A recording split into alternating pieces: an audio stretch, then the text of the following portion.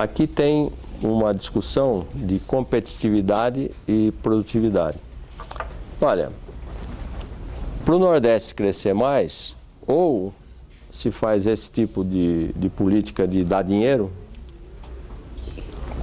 para as pessoas vão para o supermercado e gastam na farmácia, compram sapato, roupa, comida que não comprava um pouco antes. Isso anima o mercado local, isso tem uma geração de empregos e empregos de baixo salário, etc. Ou seja, ou se dá esse tipo de remédio que não é sustentável de manter no longo prazo. Esse é um remédio que você dá para o doente sair da situação, né? Não é saudável mantê-lo e nem é viável mantê-lo por décadas, né? A outra alternativa é o Nordeste conseguir ganhar musculatura econômica para sair competindo com as outras regiões e, na disputa por novos investimentos, ter uma performance melhor. Então, hoje ele recebe poucos investimentos e ainda com o subsídio que se dá ao capital na região. Porque as oportunidades são poucas, a região é pouco competitiva. Isso precisa mudar para que ela passe a ser competitiva no futuro. Então, esse trabalho aqui trata dessa questão. Primeiro, tem um indicador de eficiência técnica para os meus alunos. Isso aqui é aquele A da função de produção, a produtividade total dos fatores. Eu mostrei alguns mapas para vocês. Esse aqui é só para agricultura. Foi a Denise Imori que, na sua dissertação de mestrado, fez. Por que 2006? Porque é o último censo agrícola disponível. Isso é feito a cada 10 anos, deveria ter sido feito ano passado. O IBGE não tinha dinheiro, está adiado sine die até que haja dinheiro para fazer, que é um censo muito caro, né? Tem que visitar todas as empresas, todas as fazendas, não são poucas, né? Mas uma hora vai sair um outro censo. Mas claramente, vermelho é bom, né? Onde está a eficiência técnica, e aqui para cima é uma ineficiência brutal, né? Tem muito a ver com as condições climáticas, né? Aqui sobre a indústria de transformação, média dos primeiros anos desse século, dos 7 primeiros anos, só uma região é melhor do que a região metropolitana de São Paulo em termos de eficiência. É o oeste da Bahia e indústria. E lá tem 4 ou 5 empresas, todas de grandes grupos internacionais. Bunge, Cargill, Dow Chemical, aquela ADM, todas do agrobusiness. E nós vamos ver que todo o agronegócio que está aqui no centro-oeste todo é agronegócio, e aqui em cima também. Mineração, etc. E essas têm igual produtividade que a região metropolitana. O resto é pior que São Paulo. Então, São Paulo, a região metropolitana de São Paulo, que congrega uma parcela substantiva do produto nacional, especialmente industrial, não parece estar perdendo competitividade mesmo nos anos recentes. Nós terminamos uma versão nova desse trabalho para até 2014 e mantém-se a conclusão. Aí eu começo a usar uns dados sobre os quais eu vou falar um pouquinho, que é uma pesquisa muito interessante, sobre a qual eu venho trabalhando mais recentemente e estou muito entusiasmado. É a pesquisa sobre habilidades. Então, existe uma pesquisa feita pelo Ministério do Trabalho. Aliás, eu já disse isso na minha sala, disse isso de manhã, mas eu não me canso de dizer que as bases de dados estatísticos do Brasil são excelentes. É uma área do país que está muito à frente das outras áreas, né? E ela tem nível de país muito desenvolvido. Então vai ser muita informação. Tem muito estrangeiro fazendo estudos sobre o Brasil, não porque esteja interessado no Brasil, mas porque ele tem dados que podem matar sua curiosidade sobre o tema que ele está investigando. Ciências sociais, né? De ciências sociais aplicadas. Uma das pesquisas é feita pelo Ministério do Trabalho, nem é uma pesquisa, são dados administrativos. Toda empresa constituída, uma vez por ano, tem que preencher um formulário gigantesco chamado RAIS, Relação Anual de Informações Sociais. Ela tem que dar algumas informações sobre si, sobre a empresa e sobre os seus empregados.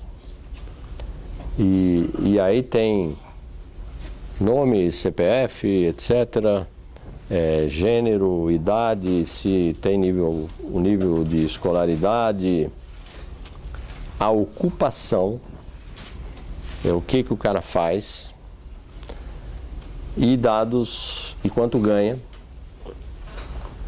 e mais outras informações. A gente pega quanto ele ganha e o que ele faz. O que ele faz é codificado. Então, toda a área de estatísticas tem uns códigos que são internacionais. Por exemplo, as ocupações, elas têm uma tabela mundial, que é a classificação de ocupações. E nós temos a classificação brasileira de ocupações, que é a tradução para o português da tabela mundial. Então, lá tem garçom, torneiro mecânico, porteiro, vigia, enfim, costureira, pipoqueiro, modelo fotográfico que vai aparecer, enfim. São todas as ocupações que foram codificadas, né? São quase 2.500, 2.300 e quase 2.400 ocupações. Vocês vão ver algumas daqui a pouco. Eu brinquei que o meu aluno que estava mexendo nisso, eu pedi para ele dar alguns exemplos. E um exemplo lá era sexador. Eu falei, não, eu não sei o que é isso, mas é bom tirar, né? Porque vai chamar atenção e tal. Mas é uma ocupação importante na área avícola para definir se o pintinho, quando é pequenininho, é homem ou mulher, né? É macho ou fêmea. Homem ou mulher, não, né? Não é nenhum dos dois, né? Se é macho ou fêmea, porque faz toda a diferença as fêmeas para cá, os machos para cá, porque os destinos são diferentes em termos de tratamento. Então tá lá, sexador é uma das 2.400 ocupações.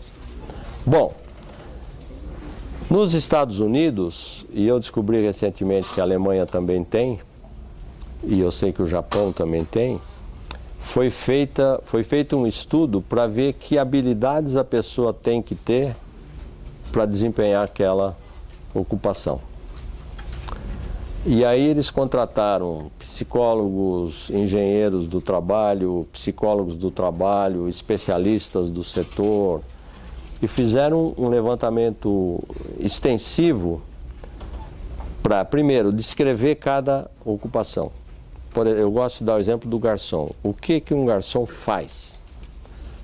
Então, ele carrega prato, põe na mesa, coloca água, enfim, recebe o dinheiro, não sei o que. Enfim, tem todos os passos do que ele faz, a frequência com que ele faz. Então, o que ele faz com mais frequência tem um peso maior, etc. E a última parte, que é mais interessante, é o que ele precisa ter de habilidade para fazer aquilo. Não pode ser desastrado, por exemplo, né, que vai derrubar a bandeja, a comida sempre, o vinho e tal. Enfim, quais são as habilidades? Só que o pessoal foi muito fundo. Tem 200 e tantas habilidades. Eu vou mostrar algumas para vocês. É claro que algumas são importantes numa ocupação, outras na outra, mas enfim. E a frequência, a intensidade com que aquela habilidade é necessária. Isso dá 260 indicadores. Então, cada ocupação, o garçom tem 260 notas atribuídas por esses especialistas, uma para cada habilidade. Então, se o garçom não precisa daquela habilidade, a nota é 0. Se ele precisa muito, a nota é alta. Então, é isso. A nota dá intensidade com que aquela habilidade é necessária. O Aguinaldo Macente, que é um pesquisador do IPEA, ele fez doutorado lá em Illinois, num tempo que eu estava dando aula lá, eu ajudei a orientá-lo. E ele fez a tradução dessa tabela para o Brasil. Adaptou, o exemplo que ele gosta de dar é garçom. Um garçom nos Estados Unidos, uma das habilidades é falar espanhol. Aqui isso não é necessário, então ele fez uma adaptação e no que era cabível, e nós temos então, e ele disponibilizou isso gentilmente, essa tabela para as 2.400 ocupações, nós temos 260 habilidades. O que nós fizemos com 2 alunos, primeiro o Edinaldo e daqui a pouco o Edivaldo, e os 2 de Pernambuco, e eles querem que eu acerte o nome deles quando falo com eles, né? É impossível, né? Edinaldo, Edivaldo, mexendo no mesmo assunto, vindo de Pernambuco, eles são até parecidos. O Edinaldo já ele está trabalhando em Brasília, passou num concurso no Tribunal de Contas da União. O Edivaldo está aqui comigo ainda, ele veio, quando a gente fez, para a minha turma, quando a gente fez a experiência das baladas, ele estava aqui ajudando a digitar. Então, o Edivaldo, né? O Edinaldo, primeiro, das 260 habilidades, ele percebeu aquelas que estavam mais ligadas à inovação. Então, pesquisou a literatura, pesquisou as habilidades, viu que um grupo de ocupações estava ligadas à inovação.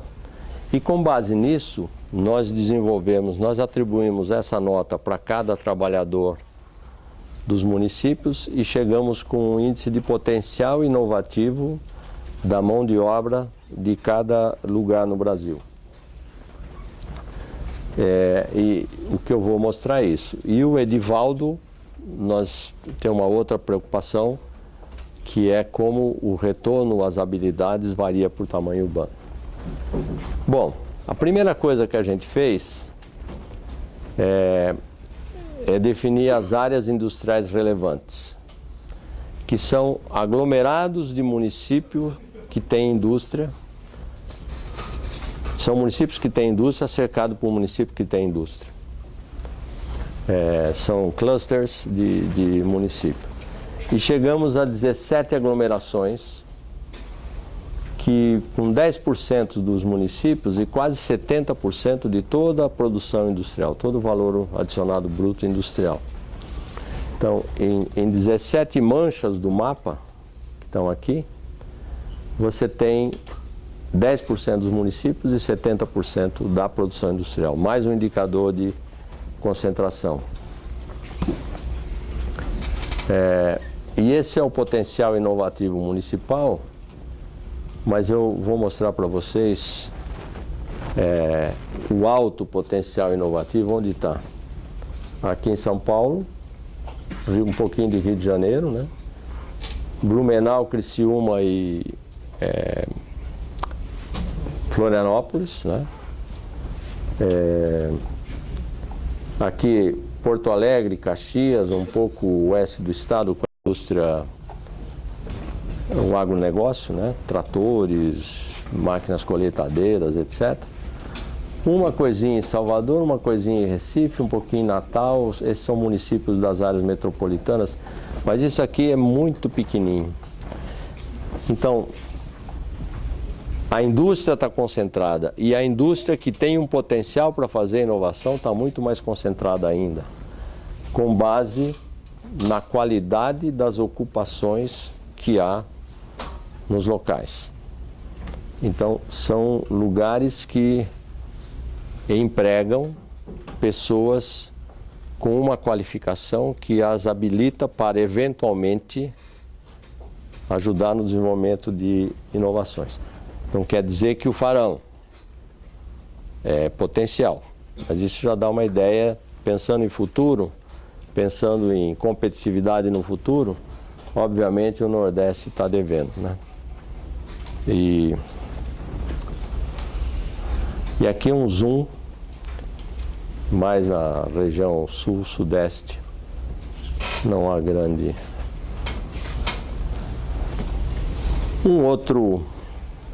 Uma outra dimensão é a colaboração científica entre... É um trabalho do Otávio Sidoni, que também está em Brasília, passou num concurso público, o Haddad, que é meu colega, e o Mena Tchalco, que é o professor da Federal do ABC, um mago em computação, que dá nó em pingo d'água.